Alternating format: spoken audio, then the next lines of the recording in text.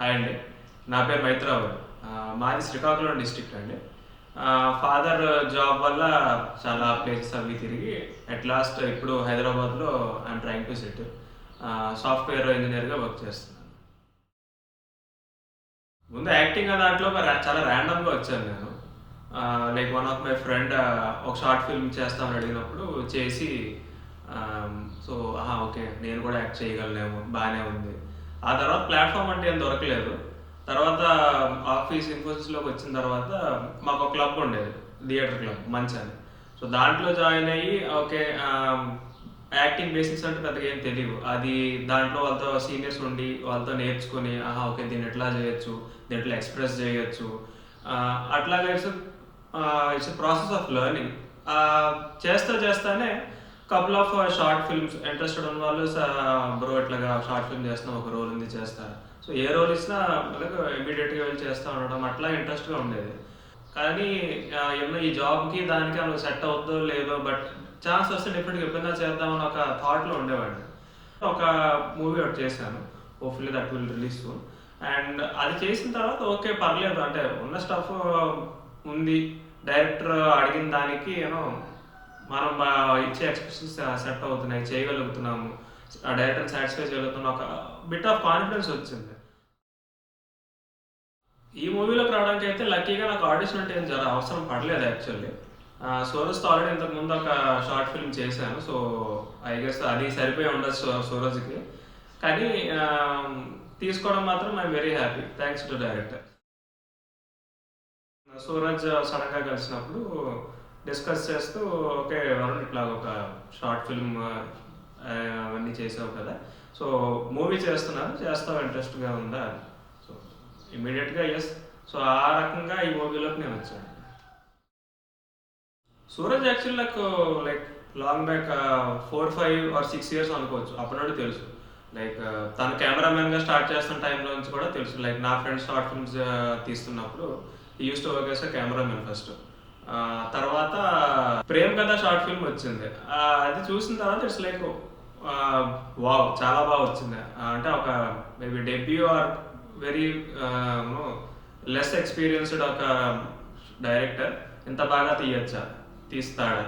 So అది చూసినప్పటి నుండి వెరీ గుడ్ ఇంప్రెషన్. సూరజ్ చేస్తే చాలా బాగా చేస్తాడు.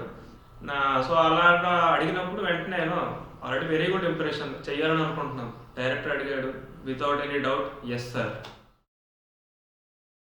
రెమ్యూనరేషన్ పార్ట్ అంటే అసలు ఇప్పుడు లేదు అసలు, అంటే ఇస్తాడని ఎక్స్పెక్ట్ చేయలేదు. ఎవరైనా తెలుసు, ఎవరైనా కన్ఫామ్గా చెప్పేశాడు. అండ్ నేను కూడా ఇప్పుడు రెమ్యూనరేషన్ ఎక్స్పెక్ట్ చేయలేదు, టు బి ఆనెస్ట్. ముందు రోల్ కావాలి, అవకాశం కావాలి, తర్వాత సంగతి తర్వాత. వీఆర్ మేకింగ్ షార్ట్ ఫిల్మ్ అని అనిపించేది జనరల్గా చూస్తుంటే. కానీ ఆ వెళ్తున్న తీరు ఆర్ ద ఫ్లో, అది day by day it's like ఒక రిథమ్ అనేది బిల్డప్ అయిపోయి కాన్ఫిడెన్స్ అనేది పెరిగిపోయింది జనరల్లీ.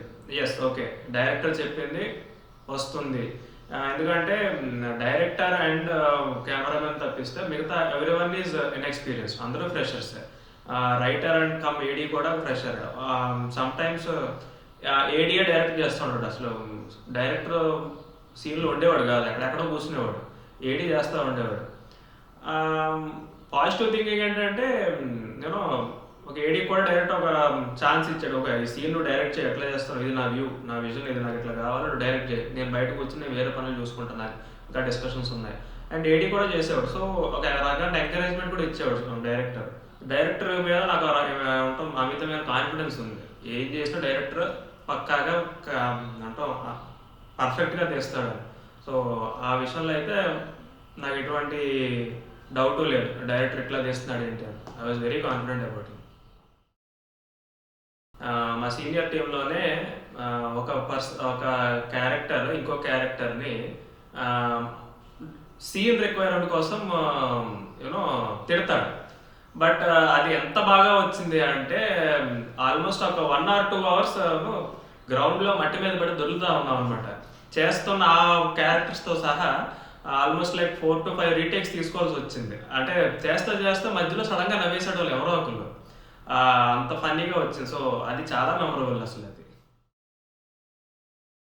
ఈ మూవీకి యాక్చువల్లీ పెద్దగా క్రూ ఆర్ బ్యాక్గ్రౌండ్ హెల్పర్స్ అలా ఏం లేదు. No makeup artist, no light boys, no set boys, ఎవరు ఉండరు. నేను ఇంతకుముందు చెప్పినట్టుగా ఒక మూవీ చేసిన దాంట్లో ఇట్స్ లైక్ ఒక రూమ్లో ఒక సీన్ ఉంది అంటే ఇద్దరు ముగ్గురు యాక్టర్స్ కాకుండా ఆల్మోస్ట్ ఒక 20-25 మెంబర్స్ ఎక్స్ట్రాసే ఉండేటోళ్ళు. ఇక్కడ అట్లా లేదు అసలు. ఉన్న క్యాస్ట్ ఒక 20 మెంబర్స్ రఫ్లీ అనుకుంటే ఒక ఇద్దరు కెమెరామెన్, ఒక డైరెక్టర్, ఒక ఏడి, ఒక అసిస్టెంట్ హెల్పర్ అనుకో, ఒక ఫ్రెండ్ అనుకోవచ్చు. సో రఫ్లీ 4 to 5 బ్యాక్గ్రౌండ్ క్రూతో మూవీ మొత్తం ఫుల్ చేసేస్తారు. ఇప్పుడు మూవీస్లోనే ఒక బౌండెడ్ స్క్రిప్ట్ ఉంటుంది. ఈ సీన్లో ఈ పర్టికులర్ యాక్టర్ ఉంటే ఈ యాక్టర్ ఈ డైలాగ్స్ చెప్పాలి. దానికి అక్కడ చిన్న చిన్న మోడిఫికేషన్స్ చేస్తారు, అది దట్ ఈస్ ఓకే. కానీ ఇక్కడికి వచ్చేసరికి ఏమిటంటే సీన్ ఉండేది కానీ డైలాగ్స్ ఏమి ఉండేవి కాదు. అక్కడికి వచ్చి ఓకే వరుణ్ ఇది సీను, ఇట్లా ఇట్లాగా ఒక డైలాగ్ చెప్పేసే అనుకోండి. ఫస్ట్ ర్యాండమ్గా అవుట్ ఆఫ్ నోవే డైలాగ్ చెప్పంటే ఎట్లా వస్తుంది, ఏం చెప్పాలి, బ్లాంక్ అయిపోయేటోళ్ళు. కానీ యూనో అక్కడే మంచి పార్ట్ ఏమిటి అంటే వి ఆల్ ఫెల్ట్, అంటే మమ్మల్ని అందరినీ కూడా ఇంక్లూడ్ చేశాడు మేకింగ్లోని. మేము కూడా మా ఇన్పుట్స్ ఇచ్చి ఓకే డైరెక్టర్ గారు ఇది ఎట్లా చేస్తే బాగుంటుంది, ఎట్లా పెడితే బాగుంటుంది, సో మా ఐడియాస్ కూడా తీసుకుని కొన్ని కొన్ని ఇంప్లిమెంట్ చేసినప్పుడు వీస్టికల్ ఓకే ఫైన్, ఒక రకమైన హ్యాపీనెస్ వస్తుంది కదా. సో అట్లాగా ఇది కూడా ఒక రకమైన ఎక్స్పీరియన్స్. It was good. అది యాక్చువల్గా ఒక షూటింగ్ స్పాట్, ప్రొఫెషనల్గా కూర్చోవాలని లేకుండా ఒక రెగ్యులర్ పిక్నిక్ మాకు ఎట్లా అవుతుంది అట్లా అయింది. అండ్ ఈ మూవీ సూరజ్ తీయడం వల్ల కొన్ని కొన్ని సీన్స్లో కొంతమంది చేసిన ఎక్స్ప్రెషన్స్ లైక్ వావ్ మనకి ఎందుకు ఎట్లా రాలేదు, లేకపోతే మనం అసలు యాక్చువల్గా ఇట్లాగైతే మనం చేయలేము అన్న కొన్ని కొన్ని ఎక్స్ప్రెషన్స్ అయితే కొన్ని బాగున్నాయి యాక్చువల్లీ. ఒక డైరెక్టర్ తన సొంత మనీతో మొత్తం అంతా పెట్టి తీసి ఎంతమందికి అవకాశం ఇచ్చి చేస్తున్నాడంటే it's like very good job. డైరెక్టర్ని కూడా చాలా థ్యాంక్స్ చెప్తాను.